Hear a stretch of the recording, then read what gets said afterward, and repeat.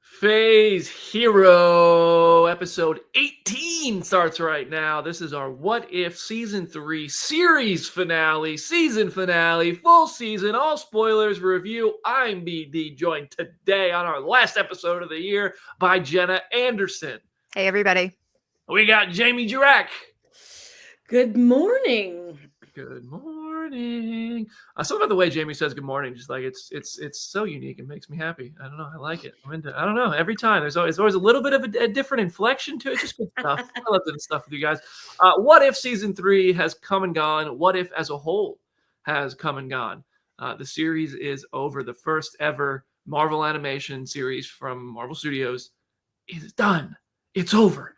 We got the full 8 episodes of season 3 that are available now on Disney Plus, and we're going to talk about those in this episode. So if you haven't watched it yet, what are you doing? What are you doing here? Thanks for joining. Leave a comment. Appreciate you, but also you're going to have it spoiled for you, or maybe you're just here because you don't feel like watching it and you want to hear about it. So what we're going to do today is share our reactions, share our favorite episodes, run some Easter egg breakdowns, thoughts on those favorite episodes, and then rate the episode out of 10. Aaron is not here today. It's the holiday season. People are moving. People are traveling. People are doing stuff. Life is happening fast. And Aaron couldn't make it today. But we did get Aaron's 10 scores, so we will be able to make a Phase Hero 10 score for What If Season 3. Let's go around with reactions. Jenna first. What did you think of this season?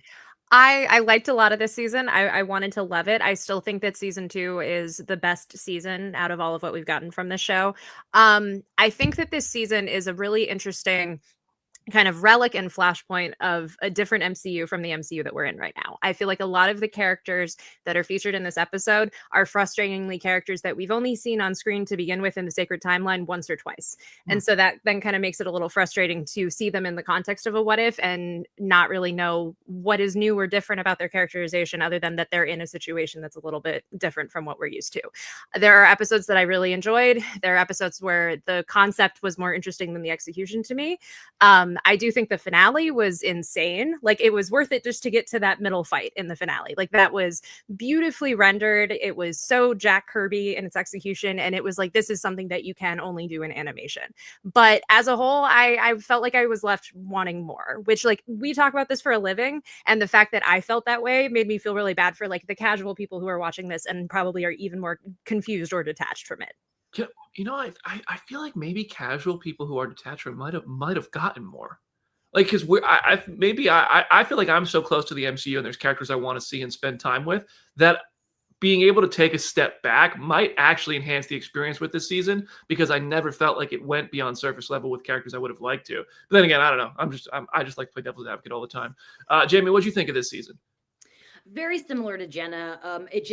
For me, it didn't come close to season 2. Like, after season 1, we were all like, yeah. And then season 2, we were like, hell yeah. And then season 3 kind of felt like a return to season 1. There were certain episodes I really liked and certain moments I really liked and character team ups I'd love to see. But I just feel like we're in season 3 of this show where you can literally do anything. And they're doing things that are like, oh, okay. Sure. Like, I feel like you could have gotten so, like, your imagination could have gotten so deeper than where we got. And there were certain moments, especially with the final 2 episodes, like the whole concept of Birdie, I can't wait to talk about because I love her so much. But like the first episode was, like, I thought especially clunky. And just like the whole thing to me, like, I really liked the Alexi Bucky episode. It's a fun episode. It was like a good time, but it was also like so season 1 to me. Like, there's like, I'm sorry, but like they gave us the concept of Show Tunes Ultron. That's obviously I loved, but like that's the wacky kooky shit I want to see. Give us, we could like literally anything here. But there were absolutely things I really enjoyed. Yeah, I mean, I feel like I'm pretty right in line with you guys. That makes for a boring show, but I think we all agree. And maybe for slightly different reasons, but I thought like the Bucky and Alexi episode felt like our biggest criticism of season 1, which was it was just rehashing stories we've already seen in movies. Like the first episode of What If was Peggy Carter living out Captain America, the First Avenger in the title role. And there was a bit of that. I mean, Hank Pym killed the Avengers was a good one back then. And the Strange Supreme episode was the standout of season 1. the Cohorty episode in season 2. There were several standout episodes in season 2, and then I didn't think there was a standout episode in season 3. There wasn't a moment where I went, oh, I felt so strongly. I loved what they did with this character. It just felt very surface level to me in season 3. And to me, I started to wonder, AC Bradley left the show after season 2, and she was so proud of season 2. And I know she was responsible for that Strange Supreme episode. That was a story that was very much a metaphor for grief in her life. And I know she put a lot of her personal experience and emotion into episodes in season 2. And I felt like maybe she was the missing piece here. And then that montage at the end of the series finale just was like, here's a whole bunch of more interesting stuff that we're not doing and we didn't do. It was fine. I loved the Ironheart episode. I was happy to have Shang-Chi back. I do agree that first episode felt a little clunky. Also, though, one thing, this was true of the season 2 finale. This was even true of Loki season 1 premiere. But I feel like one thing What If did is made some characters so powerful and other characters who were so powerful in live action, it just kind of messed with power scales and made things that were once perceived as really important and powerful just seems, irrelevant. And that to me is kind of dangerous territory, whether that's the Infinity Stones or whether that's a moment like Sam Wilson saying Avengers Assemble. It kind of took a little bit of the gas out of those for me. Now I'm being very critical. There's a lot I did like in the season. I thought overall it was fine. It was okay. It was good-ish. But I didn't like it as much as season 2. I thought season 2 was phenomenal. I thought it was fantastic and I loved it. And this season I thought, it was all right. Can I also just say, I forgot to mention, it also feels to me like this season was supposed to come out after Ironheart. Just in the Riri episode. I will say also, the Bucky Alexia episode really worked for me. And I know AC Bradley said that was the last one that she was involved with, but that one felt extremely watchable. And that was one where I had the lowest expectations going in, because it was this felt like a story that could have almost been told in the main canon. But I thought that really was just a very fun, watchable episode. But with the Ironheart of it all, of between the Riri episode and the whole thing with the Hood in the Shang-Chi episode, it's general audiences, people who just follow the MCU, don't know who the Hood is yet. And so that is kind of an interesting thing of reversing that story, because now when we get to Ironheart, that's going to be a completely different expectation than if it had been the other way around. I totally agree with that. I was wondering how they were going to do the Hood, and if they were going to give the Hood a full backstory, how they were going to explain this character. And then the twist, spoilers, that Zhu Jialing basically became the Hood in that episode was a good twist. I enjoyed that episode. 1872 I thought was my second favorite episode of the season. But Simu Liu with the cowboy accent was funny, man. That was funny.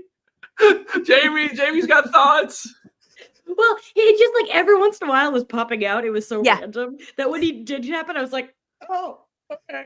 I was very I liked that episode. Obviously the moment of that episode, I'll say it again, that stood out is you're gonna tease Show Tunes Ultron and not give me at least a song. But the thing about that episode is that Shang-Chi and Kate Bishop are two characters that we're waiting to see again. And they're the two that we've been waiting to see again, probably maybe the most. So for me, it's well, at least they remembered they're there. That was comforting to me.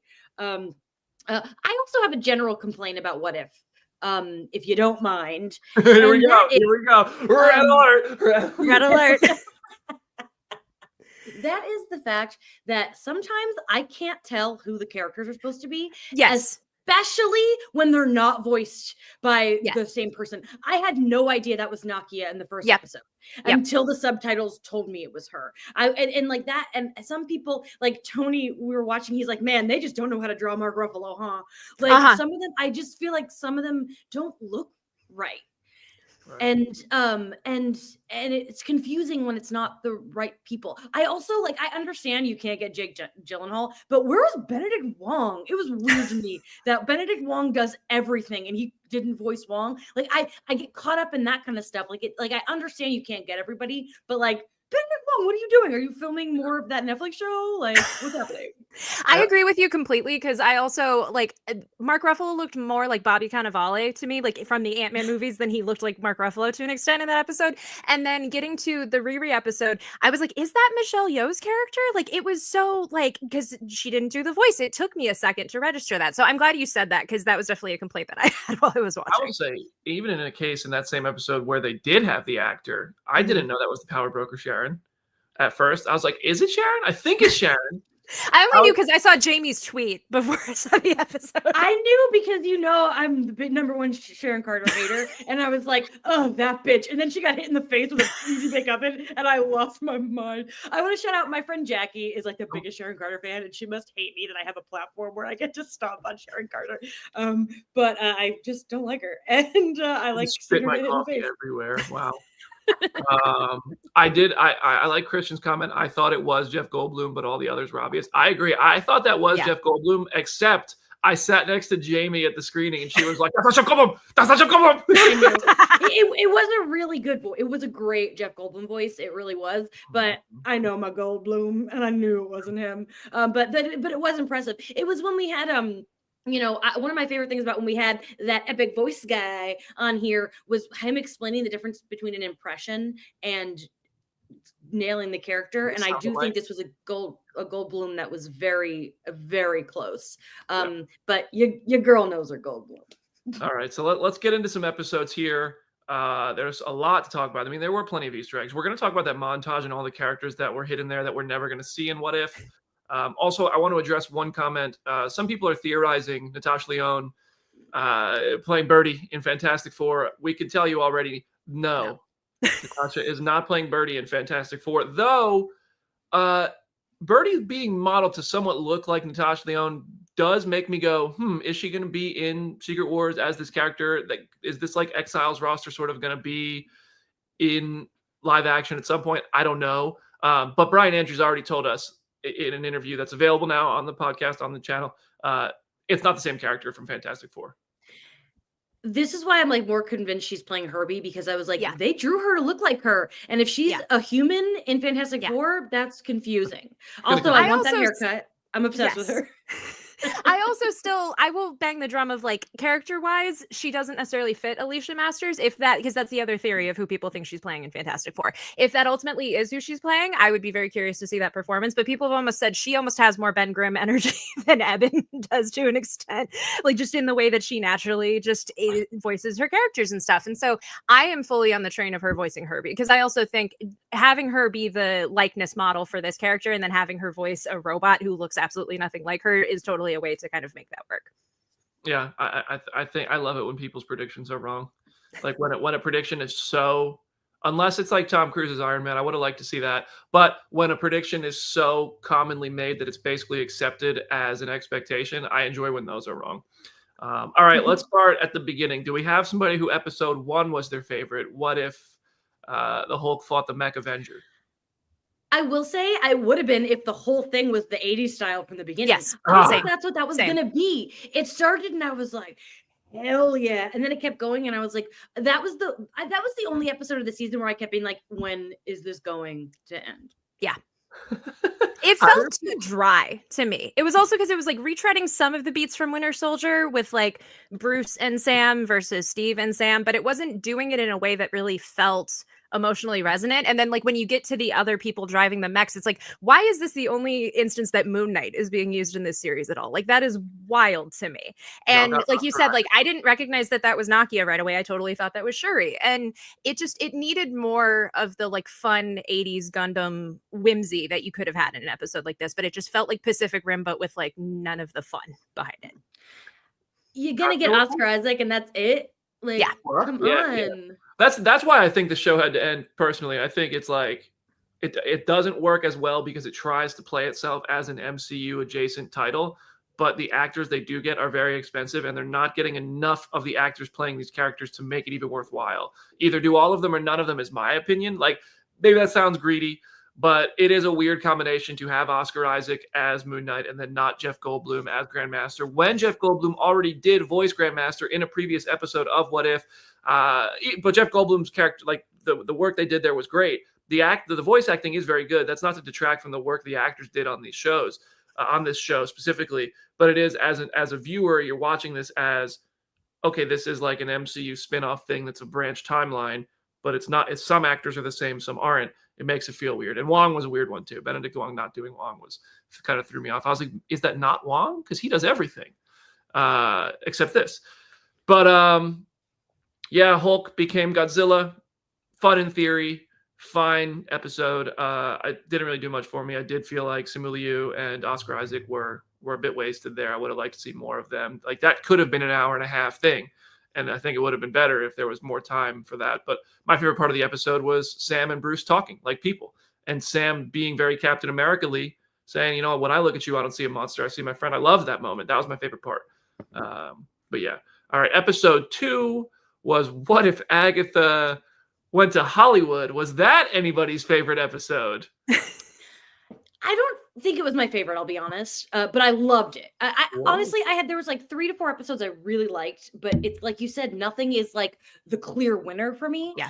The thing about this episode was, one, I have a new theory, and it's that Catherine Hahn didn't actually lie to me because when Brad Winterbaum told Joe that it was a musical episode, I assumed that meant singing. So my question to her was about singing, and maybe she wasn't lying. She was just confused because she doesn't sing in this episode.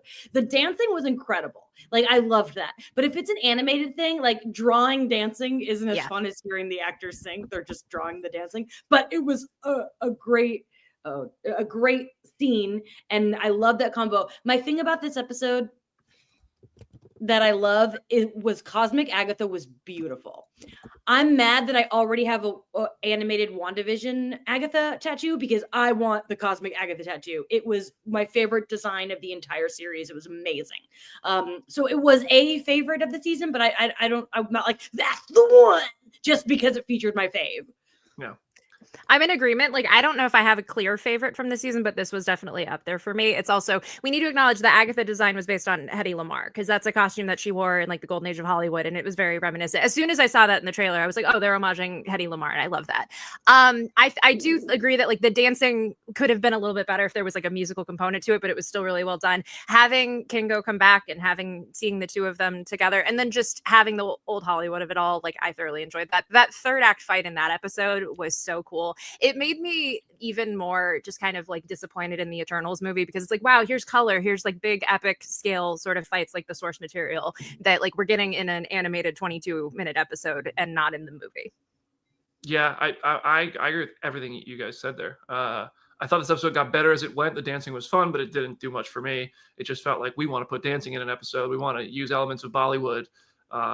It felt like, I don't know. It just felt like they put it in there to put it in there without actually mapping out a way for it to, I don't know, serve the story in a more meaningful way. But it was still fun to see. Like, it didn't detract anything. It just didn't hook me in. And then I thought it got better and better as it went. I loved seeing Thena's spear, like, just to show us Agatha already took the powers of the other Eternals. But like, if she took Druig's powers, couldn't she just, make people do stuff? I don't know. But I thought it was a fun play on Eternals. I would argue this episode is better than the Eternals movie. Yeah. And Agatha's I was great. happy Kamal came back. Yeah, he was great. And Catherine Hahn, Catherine Hahn's fantastic. She's undefeated. All right, so that's episode 2.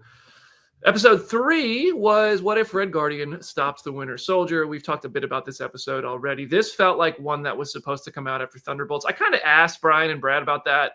It doesn't seem like that was the case, but there's very clearly not, like the elevator door opening. There's things in this episode that are reminiscent of things we've seen in the trailer for Thunderbolts, and I picked those things up visually, but thematically, I don't really know what Thunderbolts is yet, and I'm okay with that. But this was a fun episode. It was one of those fine, seemingly remixes of a story and a journey and a good pairing. And we got Sebastian Stan and David Harbour for it, which in my opinion was one of the keys to making this episode good. If you didn't have both of them or you only had one, it would have been not as good. I agree. Having it be just a two-hander between the two of them. Also, just having David Harbour absolutely be crushing animation across the board this month. Like, it's ridiculous. In the span of 1 week, it's like you get his Frankenstein episode on Creature Commandos and you get this. I like I said, you could take away the inciting incident of them stopping the Stark killing, and this could have just been a story in the main timeline and we wouldn't have known anything about it. But I think the dynamic between the two of them was still so strong and just so fun to watch that, like, this one really surprised me. Yeah. It got me more excited for Thunderbolts, and I was already really excited, like that, and that's cool. Like that it did that. I was like, yeah, these are two people I'm excited to see interact again. Was it anyone's favorite episode? Again, I don't think I have a clear favorite. I just have ones that I liked in a different tier more than others, and this was one of them. Brandon Moore, you can tell David Arbor had a blast voicing that episode. I think David Arbor just has fun with everything he does. Like, I want to be David Arbor's friend. Yeah. That dude is cool. And his Frankenstein is fantastic. Yeah, if you're not watching Creature Commandos, get on there. We will have an episode like this, by the way, of Phase Hero following the finale of Creature Commandos. So be sure to join us for that. Episode 4, What If Howard the Duck Got Hitched? This was ridiculous. This was Jamie, just take it away. I loved it. This is what I want from What If. This kind of batshit banana crazy business. Give it to me. So BD and I saw this in theaters together, and BD got hit as if BD was Aaron when they made the Vormir joke. BD and I lost our minds at at cliff diving at Vormir. We like, oh my God. Cliff diving in Vormir was a line of dialogue I felt like was written for me in an episode not written for me. This was the party Thor of What If Season 3. And I loved Party Thor. And for me, the idea of Darcy and Howard is just so funny. The whole, and of course we got Coulson in this episode, which is extra special. And I'm a huge Kiss fan. Like, so I wore my Star Wars Kiss shirt because we learned from Brian Andrews and from Brad that they pitched some Kiss stuff, but Feige didn't take the bait, which is a bummer because Kiss loves animation. Go watch the Scooby-Doo Kiss Rock and Roll Mystery from 2015. It's one of the greatest animated things in the world. I'm not kidding. And between this episode and the movie Fall Guy, we have heard I Was Made for Loving You 4,000 times this year. Like they just, what a song. So this episode was definitely one of my favorites. I had so much fun with it. Every time a new person showed up, it was like, it was just funny. I loved it. It's a super fun episode. And visually, it was a huge step up from the Bucky and Red Guardian episode, in my opinion. I love the colorful visuals of this, especially in the beginning of it. Jenna, what do you think? I think, like, I agree. It was so ridiculous, and it just kept escalating the ridiculousness that it really kind of won me over. Like, I didn't watch this episode the day that it aired, so I spent Christmas Day just refreshing Twitter and just seeing people be like, "Oh my God, Birdie! Oh my God, they gave birth to a duck baby," and just kind of like being traumatized by that. And so then I went in not knowing what to expect from this episode, but I thought it was fun. It was charming. I also grew up around Kiss music, so I thoroughly enjoyed the way that was used in this episode. And again, it was just so ridiculous, and just folding all of the different cosmic groups into the fight was really cool. And the way that I said, like, certain concepts of episodes really worked for me. Yeah, the Zeus line was great. There were a lot of jokes in this episode that were very, very well done. I also just think conceptually having the escalation of the Party Thor episode where it's now alien technology is integrated with Earth and we have all of these massive cosmic elements to like our city skylines and all of that stuff. I really thought that was really cool. How many parents had to explain to their kids, I believe on Christmas morning? Was this the Christmas episode? Was this? Yes, it was. Yeah. Was Zeus saying he had to get to an orgy? How many people had to have that conversation?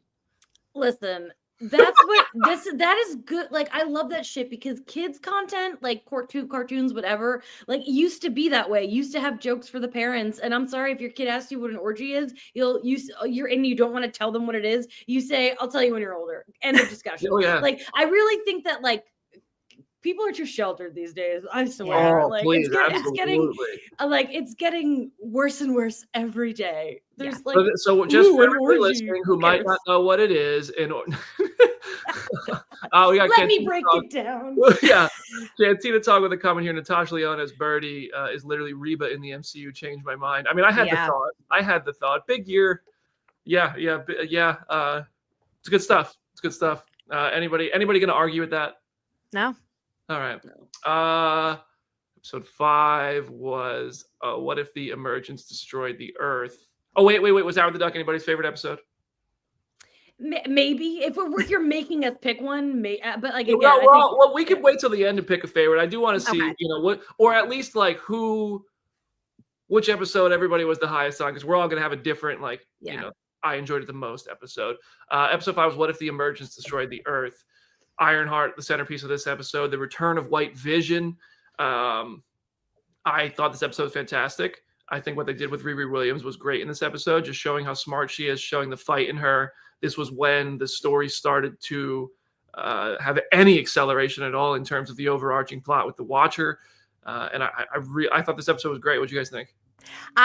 This is another one where the concept and the execution were two very different things to me, because just seeing the inciting incident of the emergence and seeing, oh, that has now broken up the world and people travel on these shards of the remaining planet, that was really cool. And I could have watched like an hour and a half long movie just exploring all of the nooks and crannies of that, or exploring how the Avengers even existed in this world, because they say it's like, oh, this was a couple years before the Eternals could have stopped Arishem, but like, or Tiamat, but it's like, I don't know, are the Avengers a known quantity? We keep using the Avengers sigil throughout the episode. Like, how far did we get in the timeline of the Infinity Saga before all of this thing happened? But I do think like Dominique's performance was great. I feel like this would have hit even harder if we had already seen the Ironheart show, because we've only still spent so much time with her. But I think that this was still a darker episode, but an interesting episode. It just, I wish I had loved it even more than I did. Fair. Jamie, what do you think? Yeah, the thing I liked about this was that it was a Riri front and center, because it feels like we are progressing forward. We've been waiting for Ironheart for so long. I saw that footage at a little place called D23 over 2 years ago. Jamie went to Like- D23, y'all. Jamie went to D23. And so like this episode though, for me, like it wasn't my favorite. I like that it was a little like darker, a little more sinister. I also like that we were moving forward with an arc. I know some people don't like that this show has an arc. I prefer it. I liked when we got to the final 2 episodes and we're like, okay, there's a story. I like that personally. But this episode, the vision stuff was cool. That her getting those powers was really neat. But yeah, but overall, like not one I would be like, can't wait to watch that one again. It's fair. I mean, I thought the design of Riri as White Vision was freaking awesome. Mysterio being a villain was cool. Very well done. And yeah, I agree. A lot of people say just let it not have an overarching story, but the fact is it does. And as a result, I want it to play, like either do one or the other. And the fact that it did makes me want it to actually be happening more often. Yeah. Especially, the way they did it in season 2, I thought was brilliant. The way it came together in season 3 felt like what a bit. But yeah, I think that this is back-to-back Ironheart episodes. And Brandon Moore, if Ironheart hadn't been delayed so long, it probably would have come out before this episode aired. Yeah, Ironheart was originally supposed to come out like this summer, I think. I don't remember. A while ago. Yeah. And this episode 5 clearly was probably supposed to follow that. But because she debuted in Wakanda Forever, it was allowed to exist. And then episode 6, which now we will pivot into, What If 1872, also featured the Hood, who is clearly going to be, and I don't think it's confirmed by Marvel yet, but I think the fact that the Hood is the villain of this episode just really obviously cements our belief that the Hood is going to be the villain of Ironheart, the series.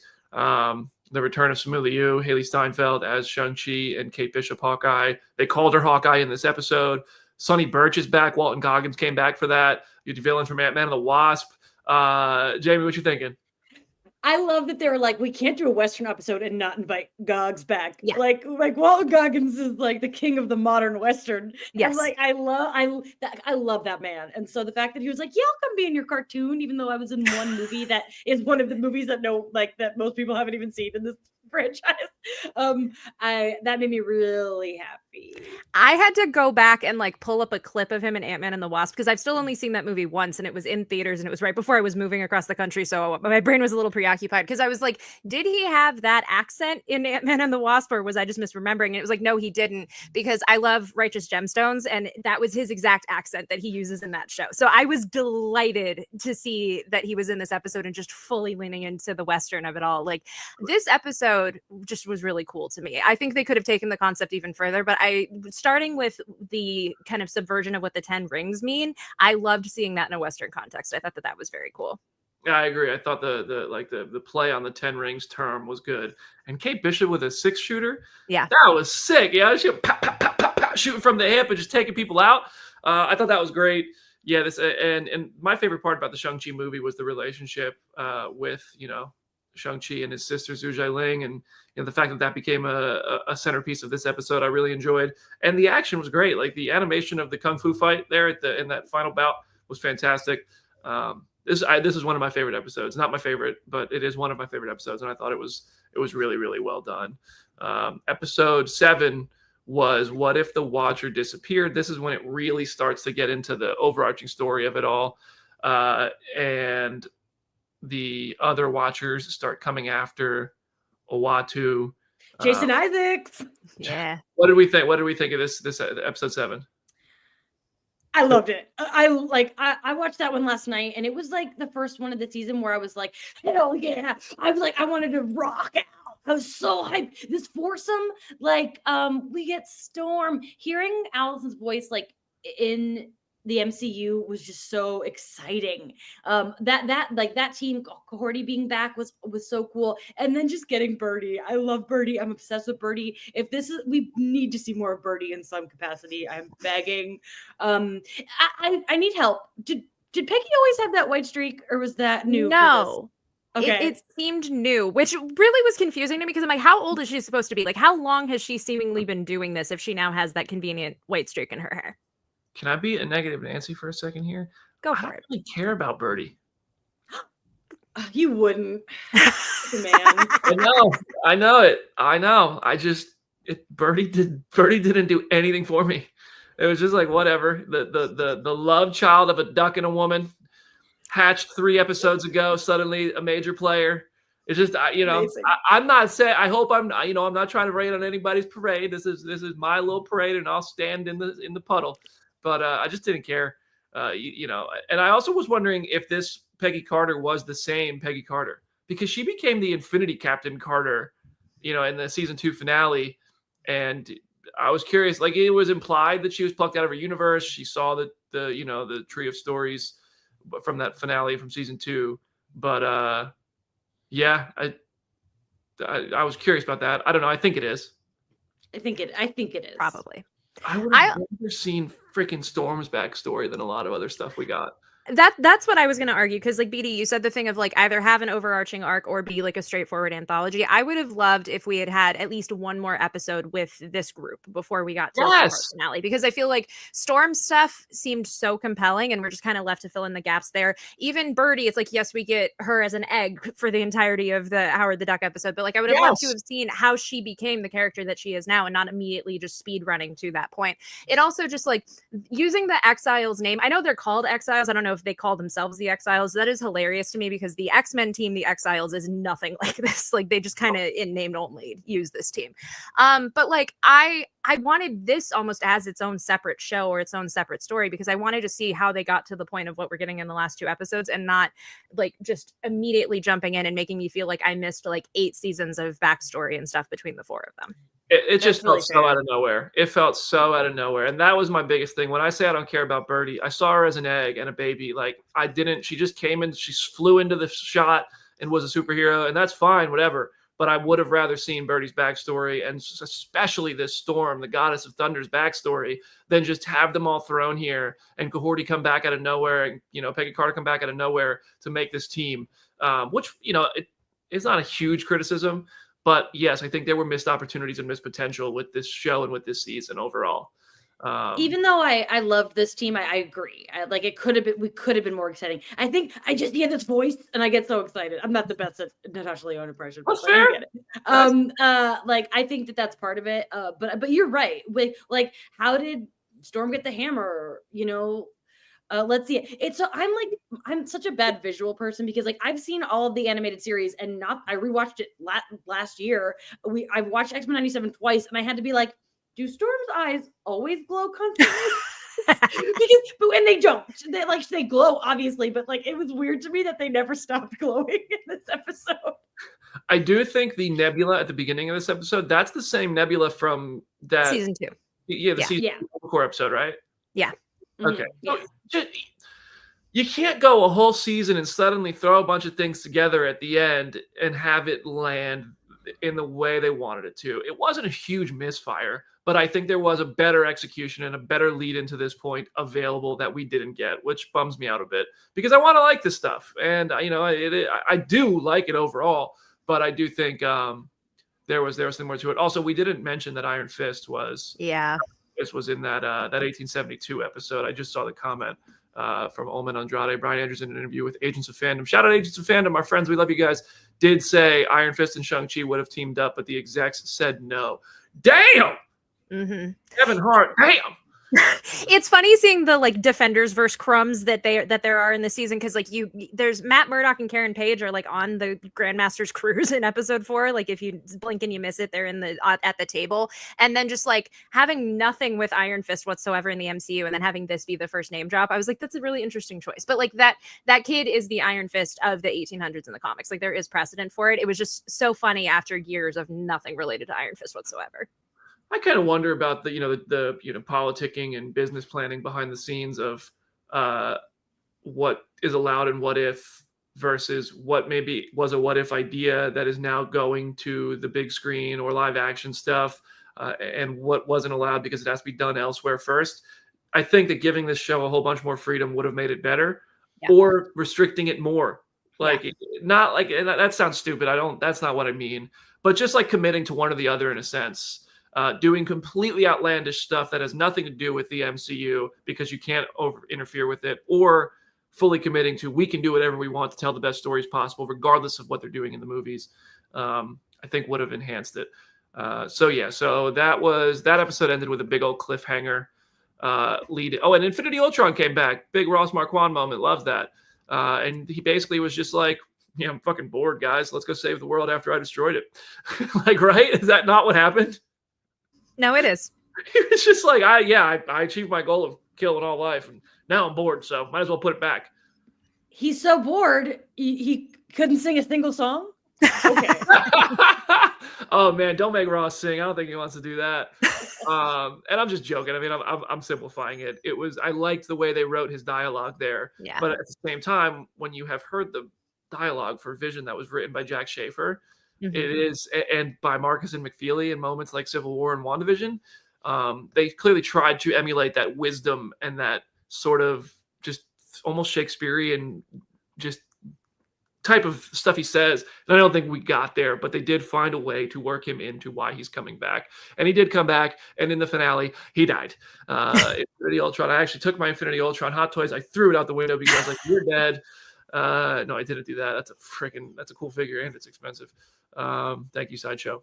And we got the finale where the Watchers came after the Watcher, and he had his exile pals take the oath with him, and we got an insane cosmic battle, which will, if they do make Hot Toys figures of these designs, will be gorgeous. What did we think of the finale, guys? I quite liked it. I thought it was a good finale. I do feel like, here's my thing. I'm like, this is the series finale.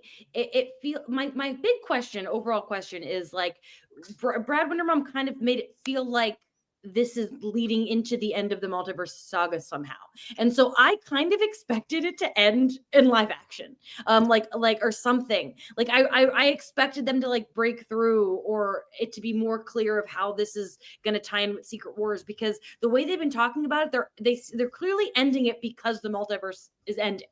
And so I was like a little disappointed in that respect, just because he had me thinking we were gonna get something bigger. But that aside, just as an episode, I thought it was a really good finale. I thought they stuck the landing, even though the season as a whole wasn't my favorite. I did really like this episode. I have a question. I was like, I watched it too late, but I wanted to text Jenna. Maybe I'm sorry if I'm putting you on the spot and you don't have an answer. But the Watchers, like when they take their oath or whatever, but they're clearly like a species that's existing in another way. They're not. They don't only watch. Are they just big-headed aliens that can get like risen up like to this position? Basically, the funniest thing was that, like, because we watched this with commercials, and during the first commercial break, Chris turned to me and he was like, "This is the weirdest Final Crisis adaptation." Because, like, there are beats of this that are exactly like the DC series Final Crisis, of like you just replace the monitors with the Watchers and certain elements, and it's like it is oddly very similar. But yeah, like they kind of remixed the Watcher stuff from the comics, but they really are just big-headed aliens. It's just like this is just a separate group of big-headed aliens. Okay. There was the Strange Supreme episode reference in this. They went to the universe he recreated and used that because the existence of him is sort of writing the reality there, which meant these superpowered Watchers were not superpowered there, and they could actually be defeated. There was a Reed Richards name drop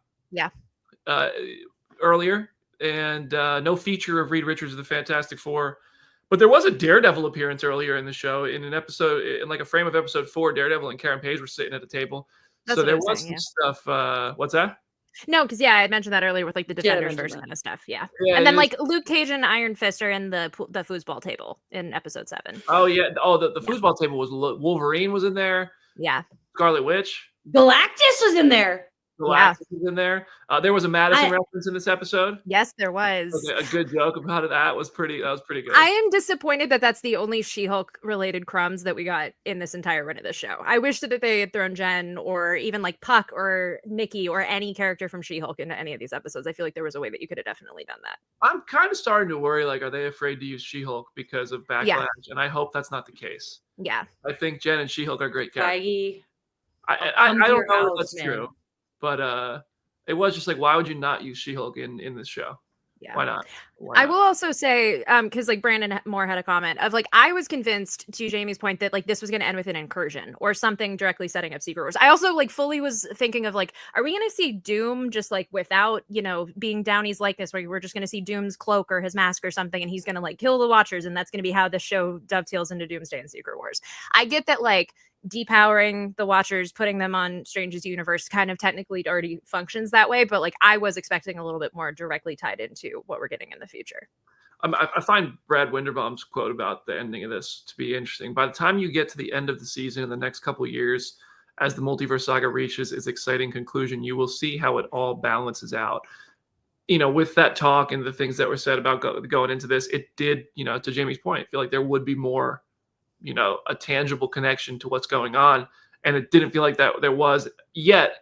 To Brad's point there, maybe, trying to be the optimist, trying to wear the tinfoil hat.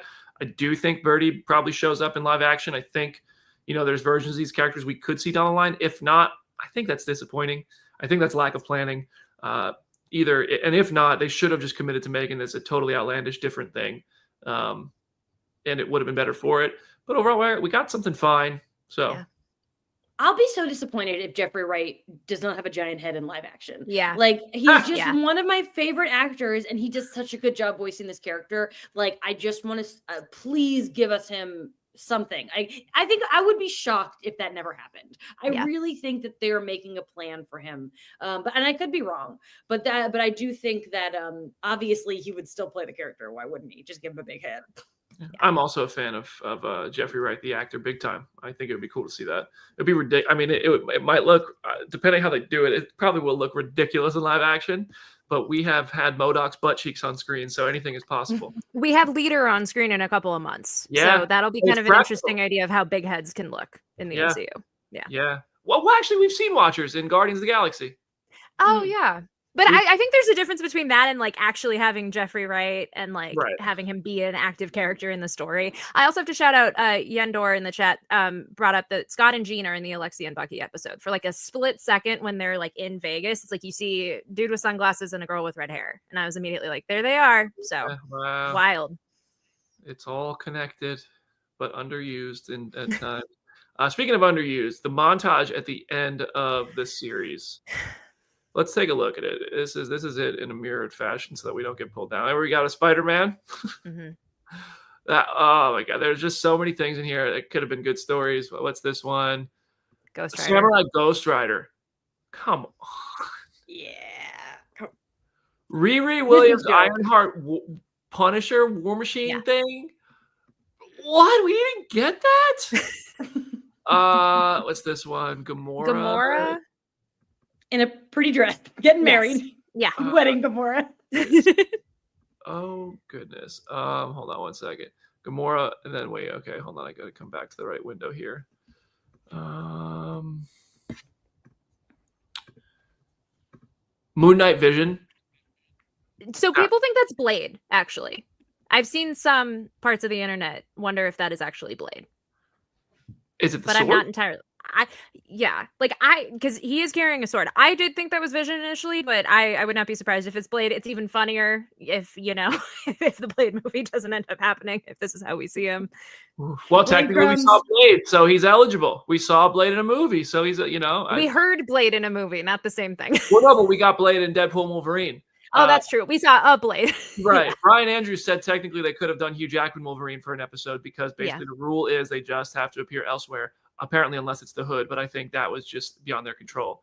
Yeah. All right. What else is there? Thanos Wolverine, bro. What the fuck? Why did we not Dope. get this? What's this Kingo variant? That was Kingo as like Iron Man or Iron like Iron Spider Kingo? kind of. Dude, yeah. what? Cool. They I did will a good say, job of drawing Kamal, I thought. Yes. And then Wasp with Kamala's powers. Miss Marvel Wasp? Yeah. I will say, because one of my complaints with like season 1 of the show was just combining 2 characters together or like 2 power sets together and being like, that's enough of a what if. So I'm glad we didn't get all of these, but there are some, like you have it paused on Hulk Doctor Strange, but it's specifically like Maestro Hulk. I just wanted to see Maestro Hulk. Like, just give me that in Like some context. Sorcerer Supreme Maestro Hulk would have been insane. Maestro Hulk alone would have been cool. I wish we got a good Hulk episode. Instead, we got the Mech Avengers, and he was the villain-ish. Scarlet Witch, Howard the Duck. Jamie, are you okay? Giving me more tattoo ideas. I can't, like, are Don't you you kidding me? dare. I will. No, if I got it, what if tattoo, it would be Cosmic Agatha, but do I need 2 different animated Agathas on my body? Who can say? That's hilarious. What's this one? We got, So that's like a dragon Hawkeye. That's what people have best figured out. bro, Oh, what a dragon. I thought it was Bessie. I thought it was a cow. Anybody in the comment section, if you know what this Hawkeye Dragon Bull variant thing is, I'm drawing a blank. Yeah. We got, what's the kid see? Jubilee as Silver Surfer. That's cool. I missed What? that. That's Yeah. gorgeous. That's really dope. That's a gorgeous design. Mhm. Skrull Captain America. Yeah. That actually looks very straight from the comics. It is. That's really cool. What did we do? Whoa, what that was Cersei with somebody. Like Is that it Howard doesn't. Stark? It doesn't look like Icarus or really Dane Whitman, so I don't know. Kind of looks like, I don't know. I'm thinking Howard, but I can't really tell. Yeah. People think the Hawkeye might be like Lockheed and Hawkeye, which like that would be interesting.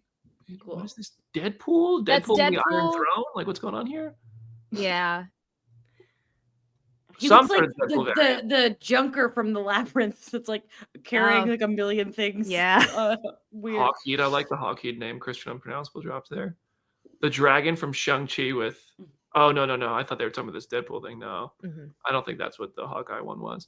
And then so apparently this is Hela from the VR game that they put out in between season 2 and season 3. That's cool if you played it. I didn't play it because I don't have Apple things. Apple I Visions. do. I just didn't download it. She looks like a Bratz doll. Yeah. Wow. Star-Lord Shang-Chi. Bro, what? Are you fucking... They made that for you. That's Why Scarlet Duck. Yeah, that's your Halloween costume next year. That is friggin' awesome, dude. Why did this not happen? Star-Lord Shang-Chi? Come on. That looks gorgeous. I feel like because they already did T'Challa Star-Lord, they didn't want to like retread it, but like I agree that that would have been really cool. Also, they're like kind of similar already. They've got daddy issues, you know. Yeah. We just had a Loki Shung-Lord. A Thor variant, it looks like. They're going by really fast now. You can barely see I know them. there's a Nova somewhere in here, but like Shut up. very, very hard to see. It probably is in this. I don't think the quality of the stream will allow us to catch it. I cannot believe Star-Lord Shang-Chi. Is this like an alligator? I don't know. That looks like some kind of Thor. I don't know what that is. Like a but Valkyrie. yeah, I mean, just definitely a bummer to not get those things, and then at the end realize, how much more interesting they seem than what we did get. That feels like I'm pooing all over what we did get. I didn't hate this season of What If, but I thought it was just okay. I would have rather had any of those stories. There is no episode of season 3 that I wouldn't say don't replace it for Star-Lord Shang-Chi or Maestro Hulk Sorcerer Supreme or a lot of those things. Lady, like, come on, dude. Riri Punisher? Riri Punisher's the one for me where I'm like, whoa, that looks dope. I will say though, I don't want to criticize this moment too much because I think it is a fun, like I feel like they had a pile of 1,000 ideas, and this was like, this is a fun way to be like, to honor those ideas that Feige didn't pick. And I kind of like that we got to see those designs. Like I missed Howard the Duck Scarlet Witch before, and as soon as we finish, I'm screenshotting it so I can tweet about it. So, because amazing. So I like that we got that little ending. Yeah. Yeah. All right. So that's it. That's it for What If as a whole. What If as a series. What If as a season 3. It's over. Seems we all enjoyed it. I think we're coming off as more critical than we really feel. Like, I feel like it was fine, but I am being, I'm being quite critical today. Maybe I don't know. I haven't eaten yet. So who knows? But also, overall, if we liked everything all the time, that would be a very boring show. I think part of this show is that we're allowed to critique and criticize from a place of love.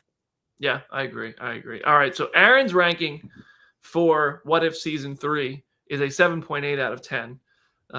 Jenna, what are you giving this show out of 10? I would say are we talking the entire show or just this season?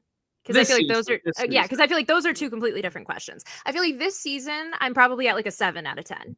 Okay. I think that there are elements that would have pushed this to make me love it even more. I still think season 2 is definitely the best season of the show by far. But like I said, some of the best concepts and the ones that I wanted to see the most of were squandered on episodes that I didn't necessarily love. So I think a 7 is pretty safe for me. Jamie, how you feeling? I'm gonna give it a 7.3. I did like, it's one of those things where, with the exception of maybe the first episode, which I really did not like, I did enjoy myself watching this. There was a lot of fun stuff in there. It's cool that the show exists, even if it didn't always live up to our expectations or whatever. Season 3 was not as good as season 2, but I still think it was fun. It certainly wasn't bad. It was a good time. There were a couple episodes that I loved so much, and so I think a 7.23 is a fair place to go. All right. Well, I'm sitting at a 7 out of 10 for What If season 3. Everybody go ahead and leave your score in the comment section as I calculate the math here. We got a 7 plus a 7.8 from Aaron, plus a 7.3 from Jamie, plus a 7 from Jenna. Divided by 4, we got ourselves a 7.27 roundup, 7.3 out of 10 for What If season 3. To be honest, season 2 is my favorite. I would say season 3 might mildly beat out season 1. And it just kind of is what it is. It's over. It was a good run. It was fun. It was harmless. I don't think we're going to talk about What If for I don't think it's going to be something that sticks with us for a long time. I think there will be elements of it that do. But I would have loved to see what those characters in the credits more than a lot of what we did get. But who knows? Maybe we would have got them and we would have connected with them anyway. It's easier to coach on Monday morning and say what could have been. All right. Anything else you guys want to add to our last episode of Phase Hero for 2024, Jamie? What a year. Yeah. What a crazy year. One of the worst years maybe I've had in a while, but it did lead us to Phase Hero. So and let me tell you, Phase Hero, absolute top tier highlight of the year. So thank you all for listening and joining us on this journey. Thank you to BD and Jenna and Aaron. Aaron, we missed you today. For being my team. I love you guys so much. This is so fun. Like, I'm in a hotel room right now and I'm like, I'll be damned if I miss talking about the show I was mid on. I have opinions.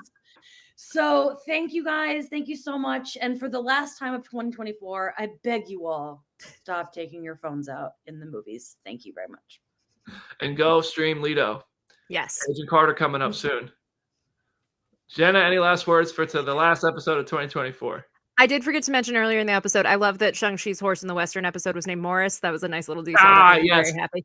Yes. You can find me on social media at Hey It's Jenna Lynn. As always, go read some comics and go subscribe to my YouTube channel, which is at Go Read Some Comics. I have Creature Commandos breakdowns for every single episode, and the season's almost over, but I'm very excited to keep those going, and I have a lot of stuff planned for the new year. I have no doubt Jenna's YouTube channel is going to explode. It is growing so fast, and I'm so happy to see it. And it is deserving of it because the videos you're publishing are so well done. You're working your ass off, and you're putting a lot of real passion into them and knowledge, and it's awesome to see, and I love to see it. That's 2024, everybody. Thank you so much for hanging with us on Phase Hero and on social media, and just being a really fun, supportive community. Please continue to support my friends. Please continue to support me. I appreciate it. And we will see what 2025 holds. On January 1st, we're probably going to do I don't know. We're going to figure out whether it's going to be 2024 rankings or 2025 hype or both or what. We love doing rankings episodes. They're fun, and we will figure all that out. But continue to subscribe to the channel. This is on right here on YouTube. Continue to subscribe and leave 5-star reviews on all major podcast platforms. And have a good, safe, happy, healthy new year. And we'll see you in 2025, everybody. Leave your thoughts on What If Season 3 because we love reading them, and that's it. I was stalling to cue up the outro as I do, and now it's here. Bye, everyone.